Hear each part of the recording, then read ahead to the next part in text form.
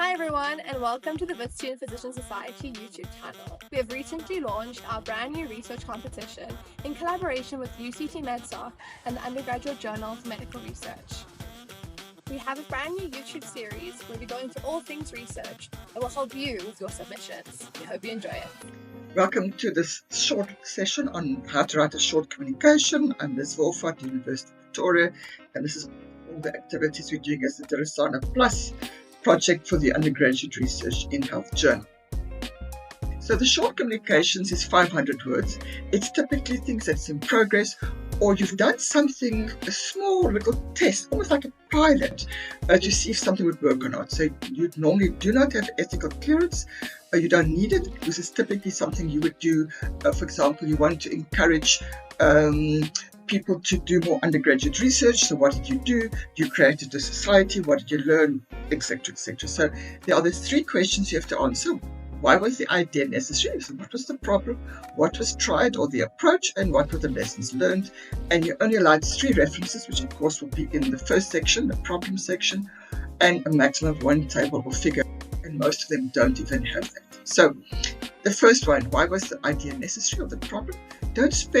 Be careful of your word count. So you only want to spend between 50 and 100 words. So because you only have a short amount of time, and because it's scientific English, you want to be very logical. So put down your key thoughts. In what order what do you think that people should know to understand the problem that you sketch? So put down 1 thing per bubble. Then you can put in the order. They need to know this before now they know this, because it's a subsection, and they need to know this before I can explain the next thing. And even better is write the sentence above that bubble with its numbers in it. And you take those sentences out, and then you've got your 3 or 4 or 5 sentences, and it's in a logical order. And then, of course, you can fix the English later. But get that done. But people tend to flip-flop quite a bit. They try to tell you something which is difficult to understand because they haven't told you the logical first step yet. So, for example, if your thing is about creating interest in research for undergraduate, let's say health profession students, somewhere you've got to tell them, the reader, that research skills and research competencies is not a normal inclusion in these curricula. So people say, it's not done. The next thing, now you carry on. Now I understand why you're talking about this. Otherwise, I'm going to think, but why are we even talking? So here's one from actually a very recent, the May 2025 issue. Why was the idea necessary or the problem? So here you can read language discourse occurs when individuals do not speak or lack proficiency in the same language, leading to poor communication and misunderstandings. Great. Now I know what language discourse is. Now we're moving on to and we're narrowing it down. In South Africa, with these 11 languages, we speak about 2.84 languages per person. It increases the potential for discordance. Great. Now we're going a bit further. Occupational therapy students face challenges in providing quality care as a result of these language barriers. Great. Even further, now we're going from general occupational therapy students into University of Victoria students. Our current curriculum makes no provisions for the development of language skills beyond the first year of the 4-year degree, in which 1 compulsory module offers the opportunity to acquire skills. However, the study guides do not manage language skills development, and there's a clear need to advocate for this throughout the curriculum. So that's the problem that she has. So what was tried? So here you can spend a good portion of your words, at least 200 words here, because that's more interest to the reader than the problem. So here's the approach.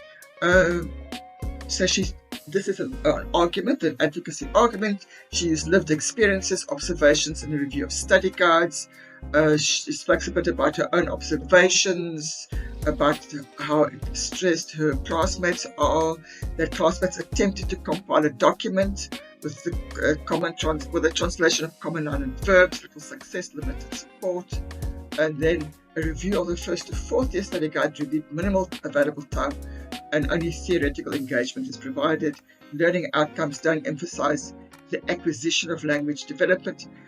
merely referring to the need to be able to function independently. So that's what she did. She spoke to people, she looked at the study guides, she's sharing a bit of personal experience as well, and this is what we've gone through all of that. And out of that, what were the lessons learned? What was the outcome? Okay, a nice chunk of word here. This is of course most interesting. So out of this, she said it wasn't just her personal opinion, then this was needed due to the thing that she tried was going through all of these documents and so on.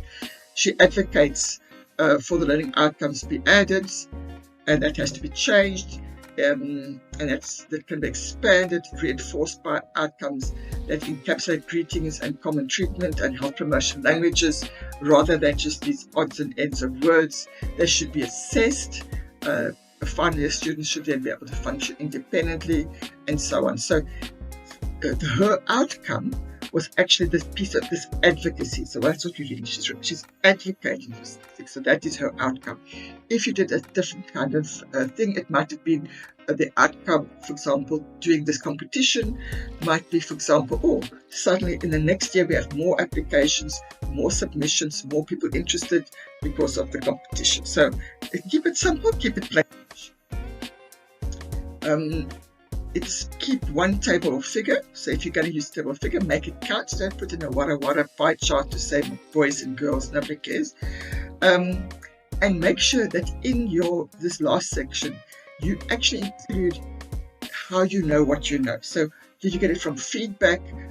Did she mention she got it from study guides and so on? Otherwise, don't make a leap between what you did and what you found. Somewhere you've got to include it in the writing about how do you know? How can you say this? Was it interviews? Was it personal observation? Was it a checklist? How do you know? Was it end of module feedback? How can you actually say that something is better? So this is just her photo. We put the photos of the undergraduate students in, and this was the title of her article that I just used. So commonly what we hear from reviewers is people haven't paid attention to the allowable word count. It's unclear what you're trying to do. It's garbled, so you haven't really made your argument.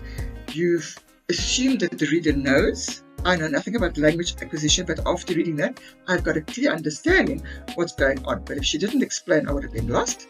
And you waste your words. So you put in abbreviations that you don't need, or you don't write out abbreviations at the first use, and then it's not scientifically correct. So tips are keep it brief, to the point, and ensure that your conclusion and implications, what you say right at the end, is linked to what you said right at the beginning. Because it's such a short clip, these people will remember. And take the opportunity to make your title more interesting. You can use ChatGPT, put in your current title, tell ChatGPT it's a scientific language editor, and to do 3 or 4 interesting alternative titles, which you can then use and edit. ChatGPT does a good first draft, and you 9 times out of 10 have to tweak it because it needs something has been lost in translation. References. So if you have got references, just make sure it meets the scientific requirements, and that's listed for you on the journal's website. I'm not going to go through that in detail, but if you do have references, do make sure that meets that requirement. And then, of course, these were the partners as part of the Persona Plus project that was funded by Erasmus+. So I'm looking forward to seeing lots and lots of short communications come out from all of you soon. Okay? Let's talk about the letter to the editor quickly. It's requirements, so one might as well get it right the first time.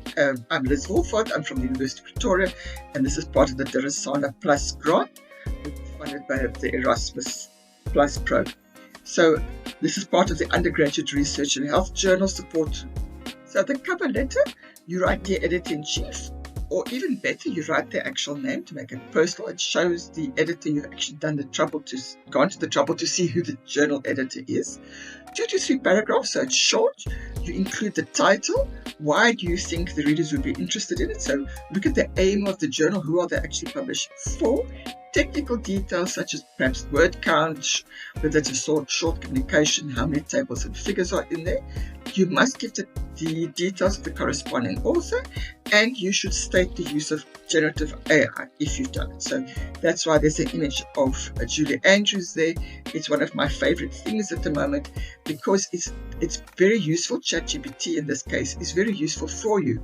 For example, to do a very good version of your letter to the editor. So you upload into that, you tell him that they are a scientific language editor, you ask him to write a letter to the editor, you name the journal because it can find the aims, so you don't even have to do that bit, and then you upload your abstract. And it's enough information for ChatGPT to write a good first draft. You then add things like the number of tables, figures, and you edit it. So your ChatGPT in this case, as always, is a very eager but somewhat useless assistant. So it does a decent job, and then you just refine. So do a good job with the letter to the editor.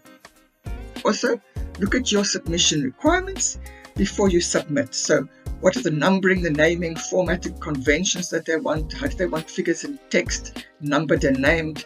You will have to upload an anonymous version, a non-anonymous version, and of course to the letter to the editor that you've just done.